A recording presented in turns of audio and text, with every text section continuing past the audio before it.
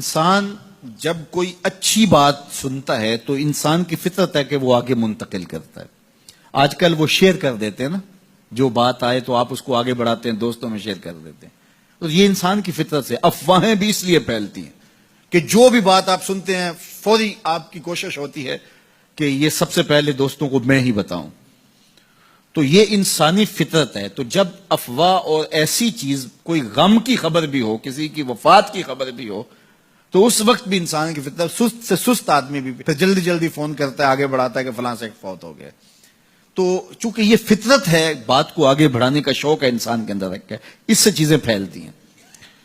اور پھر جو خیر کی خبر ہوگی یا خیر کی بات ہوگی تو اس کو تو آگے پھیلانے کا پھر ہمارا دین بھی ہمیں ترغیب دیتا ہے، جذبہ دلاتا ہے. تو حضرت ابو ہریرہ اس جذبے کے تحت جو سنتے تھے پھر آگے منتقل کرتے.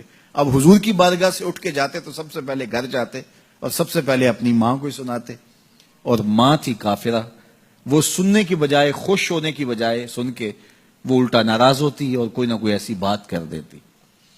سید ابو ہریرہ سے گوارا نہ ہوتا. ایک دن انہوں نے کوئی ایسی بات کر دی کہ حضرت سیدنا ابو ہریرہ رضی اللہ تعالیٰ عنہ نے فیصلہ کر لیا کہ آج ماں کو چھوڑ دینا ہے، کیونکہ میں یہ گوارا نہیں کرتا کہ میرے آقا کے بارے میں کوئی ایسا جملہ کوئی بولے. اور تھی گھر میں ماں ہی، بھائی بھی کوئی نہیں تھا، بہن بھی کوئی نہیں تھی، باپ بھی فوت ہو گئے تھے، شادی بھی نہیں ہوئی تھی.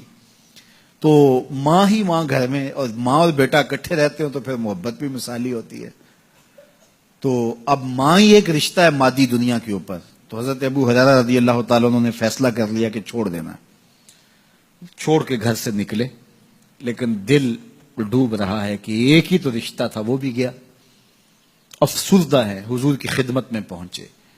دل و قلب و نگاہ کے مرشد اولین نے ابو ہریرہ کی اداسی دیکھی تو فرمایا ابو ہریرہ کیا بات ہے؟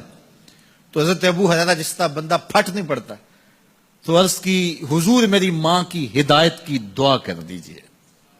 ساری کہانی 2 لفظوں میں بیان کر دی، میری ماں کی ہدایت کی دعا کر دیجئے. حضور نے نہیں پوچھا کیا ہوا، کیا ماجرا ہوا، فوراً ہاتھ اٹھ گئے. اور لفظ کیا تھے؟ اللہم اہد ام ابی ہریرہ تھا، اے اللہ ابو ہریرہ کی ماں کو ہدایت دے دے. ادھر انہوں نے بے چینی سے یہ بات کہی، ادھر حضور کے ہاتھ اٹھے. پھر ان اٹھے ہوئے ہاتھوں کو خالی تو موڑا ہی نہیں جاتا. اجابت کا صحرا، عنایت کا جوڑا، دلہن بن کے نکلی دعائے محمد صلی اللہ علیہ وسلم. تو حضور علیہ السلام نے ہاتھ اٹھا دی، حضرت ابو ہریرہ نے دوڑ لگا دی. کسی نے پوچھا ابو ہریرہ آج بڑی جلدی ہے؟ کہا آج ہی تو دیکھنا چاہتا ہوں، گھر پہلے میں پہنچتا ہوں یا حضور کی دعا پہلے پہنچتا ہوں. جا کے دروازے کو دستک دی، اندر پانی کے کھنکنے کی آواز آ رہی تھی جس طرح کوئی غسل کر رہا ہو. آواز دی تو آواز آئی، بیٹا ابو ہریرہ ٹھہرو، میں بھی آئی. کہا لہجے سے سمجھ گیا اس میں محمد عربی کی دعا بول رہی ہے. تھوڑی دیر کے بعد میری ماں آئی، تازہ آثار وضو سے اور غسل کی وجہ سے ان کے جو ہے وہ بالوں سے قطرے ٹپک رہے تھے اور لبوں پر میرے حضور کا کلمہ جاری تھا. اللہ اکبر. سیدنا ابو ہریرہ تیرے مقدر پہ قربان.